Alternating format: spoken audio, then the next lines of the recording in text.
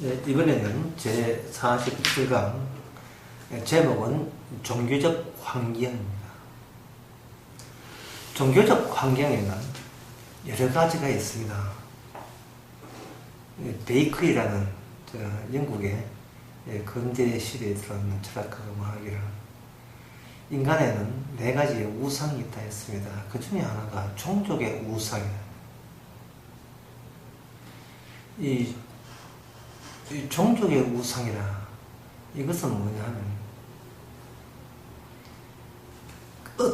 본인이 갖고 있는 그 사고방식이 자기는 진리라고 우기지만 그 가정환경, 태어난 가정환경이 기독교 집에서 태어났으면 기독교가 진리라고 그렇게 간주할 것이고, 불교 집안에 태어났으면 불교가 진리가 여기 있을 것이고, 이슬람교 제가 태어나면 이슬람교도 진리라고 생각할 것입니다.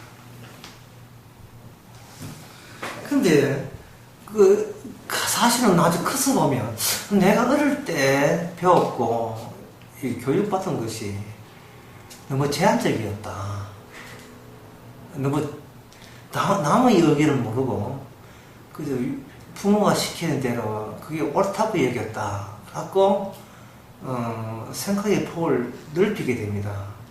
넓히면서 그 안에 기독교라는 것만이, 기독교 예수 믿는 자만이 천국 가고, 기독교는 안 믿는데 굉장히 착한 사람 같아도 기독교 안 믿고 예수 안 믿는 것 때문에 지옥 간다면 그게 과연 진리와 정의로운 하나님의 조치에 합당할 것인가 하는 의심을 할 수가 있습니다. 그걸 베이컨은 종족의 우상이라, 이름을 우상이라고 이렇게 했습니다. 그 우상 말고 뭐 시장의 우상, 동굴의 우상, 연극의 우상에서 네 가지 우상을 언급을 했습니다. 시장의 우상이라 하는 것은 이제 시중에서 듣고 푸는 여론을 통해 들어푸는 그것이 우리한테 우상으로 작용하고, 동굴의 우상이라 하는 것은 역시 그 제한된 우상이고, 자기 사는 그 삶의 터전에서 우상이고, 그 다음에 연극의 우상이라 하는 것은 바로 어떤 쇼를 한다든지 그런 데 통해서 그 세뇌받고 교육받는 그런 우상도 여기에 포함이 되어 있습니다. 그래서 이러한 종족의 우상이라든지 또는 그 교회에서 예배드리는 것도 일종의 연극의 우상이라 할 수 있어요. 연출된 거니까요. 그런 우상이 과연 우상이다라고 할 때는, 그렇게 단정할 때는 본인만큼은 우상에서 벗어난 사람에게만 언급할 수 있는 그런 생각이겠죠. 이스라엘 나라 같은 경우에 이스라엘이 멸망했습니다. 하나님의 택한 나라인데 멸망했습니다. 그 멸망한 이유가 성경에는 이렇게 나와 있습니다. 하나님께서 나타나실 때 나 외에 다른 신을 섬기지 말라 했는데 그들은 나 외에 다른 신을 섬긴 걸로 그렇게 규정되었습니다. 그런데 막상 그 본인들, 유대인들에게 물어보게 되면 결코 그들은 여호와 외에 다른 신이라고 간주한 적이 없고, 그러한 확실한 진리에 대해서 그들은 사투로까지 하면서 지켜냈다고 그렇게 장담합니다. 그러니까 이 종족의 우상이나 연극의 우상, 이런 우상을 우추면서 추방한다는 것 자체가 실은 불가능한 일입니다. 자기는 추방했다는 그 교리나 논리가 그 자체가 다른 사람 보기에, 이미 폭넓게 공부한 사람 보기에는 그 자체가 또 하나의 그 사람을 가둬놓는 우상적인 핵심이 되는 겁니다. 그래서 이렇게 생각하면 되겠죠. 기독교에서도 마찬가지입니다. 기독교에서 그들은 삼위일체를 언급하고 신학을 언급합니다만, 신학이라는 것은, 신학은 교회를 만듭니다. 그런데 거기에 비해서 복음은 성도를 만들어요. 신학이 성도 만들어내지를 못합니다. 그러니까 신학 자체도 그게 어떤 신학이든지, 개혁주의 신학이든지 정통 신학이든지 천주교 신학이든지 삼일째 신학이든지 신앙 고백이든지 어떤 거라도 그것이 우상으로 작용할 수밖에 없는 환경이 이 세상 환경입니다. 따라서 성도 되기 위해서는 복음이 와야 되는데 이 복음은 지식으로 오는 것이 아니고 능력으로 옵니다.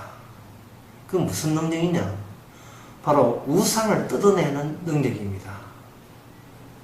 선입감적으로 갖고 있는 이 선입감을 우리 자체적인 노력으로 자기의 나는 이게 문제야 하고 반성해봤자 그 반성하고 뜯어내봤자 그 이만큼 뜯어냈으니까 더 이상 나는 반성할 게 없어라고 하는 그 남아있는 그것조차도 시간 지나면 그것조차도 반성할 거리가 된다는 것을 나중에 들통나게 되어 있어요.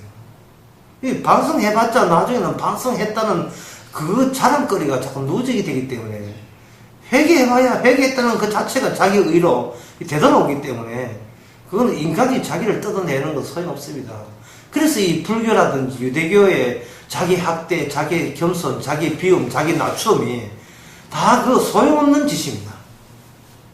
괜히 그런 식으로 해서 스스로 자기가 기존 교회와는 다른 어떤 초월적인 신비주의적인 그런 영적 사회라고 자부하게 만드는 그런 새로운 교만을 유발시키죠.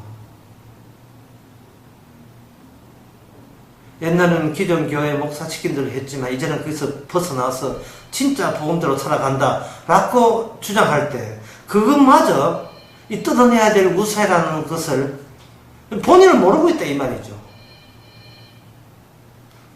중요한 것은 성령께서 우리를 이 종교라는 우상을 어떻게 뜯어내는가. 그 능력은 바로 십자가의 능력으로 우리에게 다가옵니다. 가장 고상했던 순간, 가장 내가 스스로 자찬할 만한 거룩한 순간, 그리고 가장 의로웠던 순간, 그 순간들을 깊숙한 곳에 보관을 하게 되어 있어요. 일종의 나만이 아는 지성소를 내 속에 만드는 겁니다. 그 지성소를 주님께서 폭파하십니다.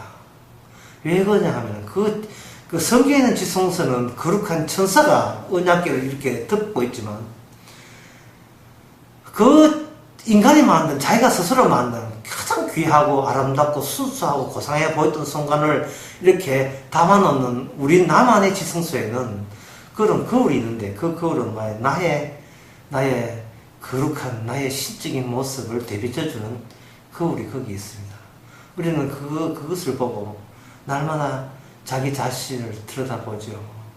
그리고 자기 자신한테 하소연하고 자기 자신을 자랑스러워하고 무슨 수로 자기 자신이 하나의 자신의 신이 되는데 이 무슨 수로 이걸 뜯어내겠습니까? 여기에 성령께서는 십자가 가지고 여기서 폭발시킵니다.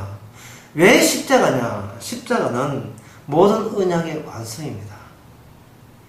모든 아브라함 언약, 이스라엘 모든 언약의 완성이기 때문에 모든 언약의 완성이 십자가라는 말은 무슨 뜻이냐 하면은 하나의 언약이 주어졌을 때는 구약에서 그 언약 때문에 우리가 뜯어내지 못한 죄들이 뜯겨져 나옵니다.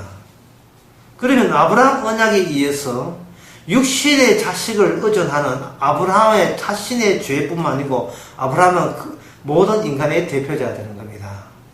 뭐니 해도 내 몸으로 나온 자식이 최고야. 역시 내 자식이 있으면 나는 복받아서 하는 그러한 잘못된 생각을 아브라함이 갖게 되었고 그것에 대해서 하나님께서는 이삭을 바쳐라는 식으로 새로운 언약을 거기다가 개입을 시켰습니다. 그러니까 아브라함에 있어서 언약을 줌으로써 아브라함을 비롯해 나머지 모든 사람의 죄를 아브라함 언약에 토출해내는 겁니다. 그러나 그것은 어디까지는 아브라함 언약에게만 해당되고 그 다음에 나온 이삭, 야곱이 되게 되면 점점 더 거기에 해당되는 죄들이 새롭게 발굴이 돼요. 나중에 모세 언약, 그 다음에 다윗 언약, 모든 것이 그때마다 발굴이 되는데 다윗 언약 같은 경우에는 우리가 살기 위해서는 국가가 있어야 되고 왕이 있어야 된다는 것을 주장하는 그 자체가 죄가 되는 겁니다. 오늘날 현실 세계에 국가 없이 왕 없이 지도자 없이 우리는 살아갈 수 없거든요. 그러니까 그런 것조차도 전부 다 우리는 구약을, 언약을 모르게 되면 그게 죄 아닌 줄 알고 있어요. 근데 그게 죄가 되는 거예요. 그렇다면 이렇게 이야기해버리면 어떤 분이 이야기해요. 그럼 우리가 도대체 죄 아는 게 없고, 뭐 우리가 어떻게 살아는 말인가? 이게 바로 생언약, 십자가가 오게 되면 뜯어내는 거예요. 가장 인간들이 스스로 종교적 환경을 스스로 뜯어내지 못하는 이유는 뭔가 자기가 살아야 되겠다는 것을 전제를 깔아놓고 시작하기 때문에 이게 뜯기지 않는 겁니다.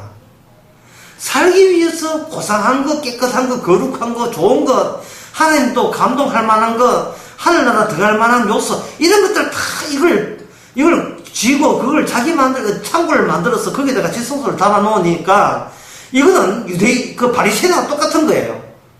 딴 건 손대도 뜯겨나가고 이거는 뜯겨나가면 나는 죽는다는 겁니다. 그러나 십자가는 뭐냐 하면은 같이 죽자는 이야기예요. 너는 살 자격도 없을 정도로 죄인이라는 겁니다. 죄인이 살고자 했다는 그 자체가 근본적으로 마귀가 심어준 심성이고 그게 너를 망치게 한다는 거예요. 살고자 하는 것이 우리를 망치는 겁니다. 차라리 하루하루 주님 앞에 끌려가면서 죽어간다고 생각하면 어떤 의도 우리한테 남아있질 않은데 살고자 하니까 자꾸 종교적인 환경으로 자기를 치장을 해야 되는 겁니다. 따라서 십자가의 능력은 그냥 지식으로 오는 것이 아니고 몽땅 우리의 모든 것을 매일같이 삭제하고 죽여버리고 예수님의 은혜로 다시 채워주고 용서를 발판을 해서 용서의 대가로 우리에게 무상으로 하루하루를 살게 하는 것. 이것이 하나님께서 없는 듯 있게 하시는 주님의 구원의 방법입니다.